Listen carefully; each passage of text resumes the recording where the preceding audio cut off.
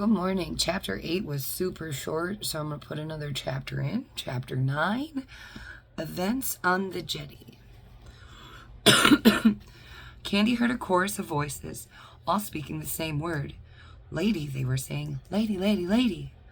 It took several moments to realize that these many voices were all addressing her. It was the John speaking. Mischief, Valet, Sallow, Mood, Drowse, Plucket, Serpent, and Slop. They were all calling to her, trying to get her to wake up. She felt herself tentatively shaken, and then, just as tentatively, she opened her eyes. 8 concerned faces were looking down at her, 1 large one and 7 smaller. Anything broken? John Flay said. Candy made a very cautious attempt to sit up. The back of her neck hurt, but it was no worse than the ache she sometimes woke with when she had been sleeping in an odd position.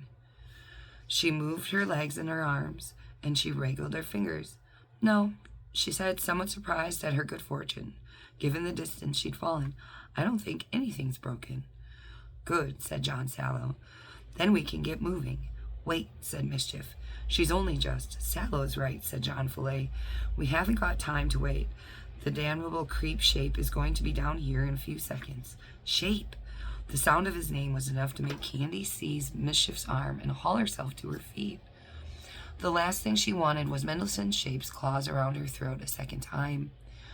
Where are we off to? She wanted to know. We're going home, lady, Mischief said.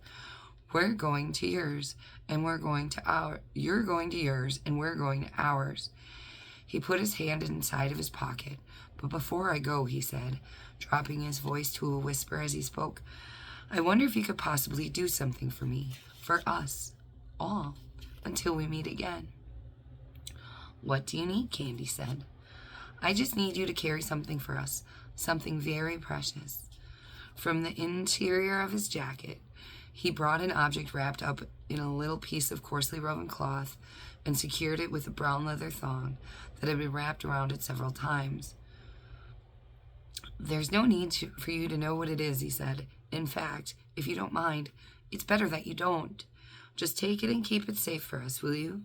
We'll be back, I promise you, when Carrion's forgot about us and we can chance the return trip. Carrion? Christopher Carrion, John Serpent said, his voice laden with anxiety. The Lord of Midnight. Will you take it for us? Said John Mischief, proffering a little partial. I think if I'm going to carry something, Candy said, I should at least know what it is, especially if it's important. What did I tell you? Serpent said. I knew she wouldn't be content with it's better if you didn't know line. She's entirely too inquisitive, this one. Well, if I'm going to be a messenger girl, Candy said, addressing John Serpent, I think I have a right. Of course you do, Mischief said. Open it up. Go on. It's all yours.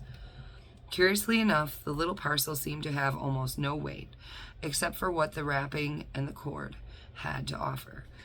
Candy pulled at the large knot, which, although it looked hard to undo, seemed to solve itself the moment she began to pick at it. She felt something move in the parcel. The next moment there was a rush of light out of the bag, which momentarily filled her gaze. She saw several points of brightness appear before her, joined by darting lines of luminescence. They hovered for a moment, then the lights sank away into her unconscious and were gone. The whole spectacle, which couldn't have taken more than 3 seconds, left her speechless. You have the key now, John Mischief told her gravely. I beg you to tell nobody you have it. Do you understand? Nobody. Whatever you say, she replied, looking at the empty bag, mystified. Then, after a moment, I don't suppose you're going to tell me what door this key opens. Truly, lady, better not. He kissed her hand, bowing as he did so, and began to treat from her. Goodbye, lady, he said. We have to go. Candy had been facing the tower throughout this conversation. Only now, as Mischief retreated from her, did she realize that a change had come over her. A change had come over the world in a brief time in which she'd been unconscious. The ramshackle jetty had appeared out of the ground, and at its far end, large waves were breaking, their weight sufficient to make the structure creak and shake down its entire length. Beyond the breaking waves, the Sea of Isabella stretched off toward the misty blue horizon. Minnesota, at least as Candy had known it, had apparently disappeared, overwhelmed by this great expanse of invading water. How? Candy said, staring at the panorama slack-jawed with astonishment. How is this possible? You called the waters, lady, you remember? With a cup and ball? I remember, she said. Now I must go home to those waters, Mischief said, and you must go back to Chickentown. I'll return, I promise, when it's safe to do so, and I'll claim the key. In the meanwhile, you cannot imagine what service you have done what service you do to freedom throughout the islands by being the keeper of that key. He bowed to her, and then, politely but firmly, he nodded toward Chickentown. Go home, lady, he said, like a man attempting to send home a dog that didn't want to leave his side. Go back to where you're safe before Shape gets down from the tower, please. What you carry is of great significance. It can't be allowed to fall into Shape's hand, or rather into the hands of his master. Why not? What happens if it does? I beg you, lady, Mischief said, the urgency in his voice mounting. Ask no more questions. The less you know, the better for you. If things go wrong in ABARAT and they come looking for you, you can claim ignorance. Now, there's no more time for conversation. He had a reason for his urgency. There was a large noise from out of the tower behind them, as Shape attempted to clamber back down the broken staircase. Judging by the din from within, it wasn't an easy job. His weight was causing yet more of the structure to collapse, but it wouldn't only be a matter of time, Candy knew, before he navigated the remnants of the staircase and was out through the door in pursuit of them all. All right, she said, reluctantly conceding the urgency of her departure. I'll go. But before I go, I have to have one proper look. Of what? The sea, Candy said, pointing off down the jetty toward the open expanse of bright blue water. She'll be the death of us, Serpent growled. No, said Mischief. She has a perfect right. Mischief grabbed hold of Candy's hand and helped her up onto the jetty. It creaked and swayed beneath them, but having dared the tower stairs and balcony, Candy wasn't in the least intimidated by the little rotten wood. The jetty shook violently with every wave that struck it, but she was determined to get to the end of it and see the Sea of Isabella herself. It's amazing, she said, as they proceeded down the length of the jetty. She'd never seen the sea before. Although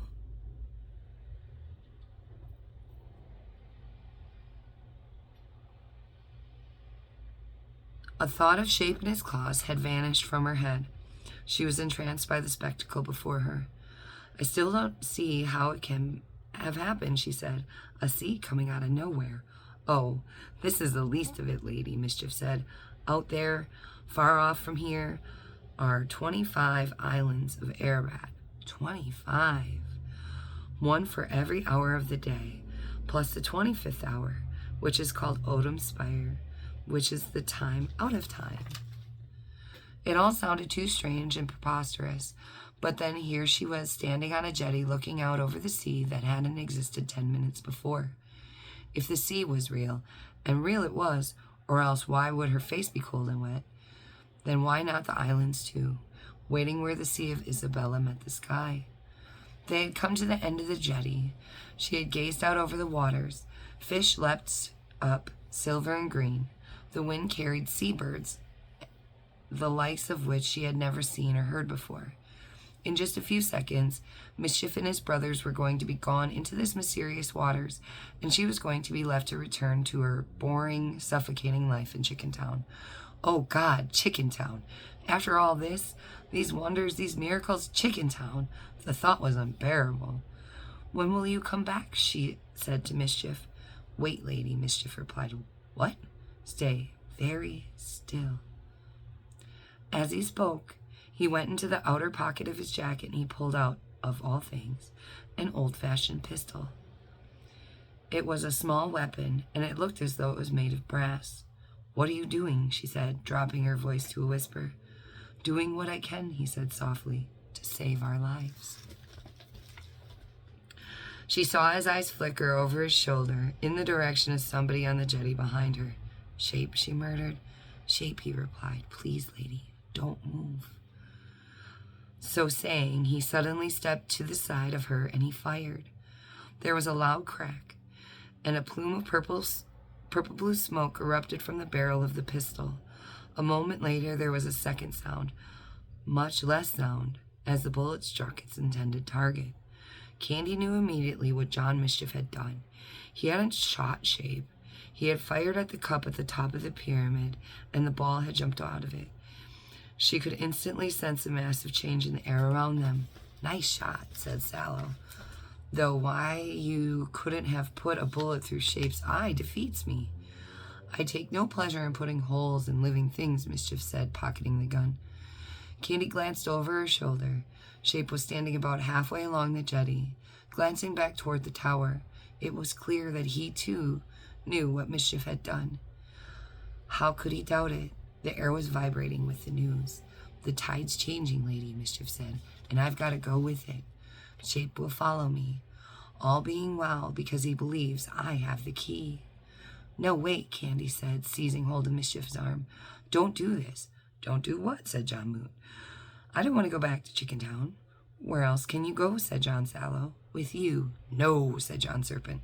"Yes," said Candy, "please. I want to go into the water. You have no idea of the risks you're taking." "I don't care," Candy said. "I hate where I live. I hate it with all of my heart." As she spoke, she felt the wind change directions. The waters around the jetty had become highly agitated now, almost frenzied, in fact. The tide was turning on itself, and in the process of making the antiquated boards of the jetty rattle and shake, she knew she only had a few seconds to persuade Mischief and his brothers.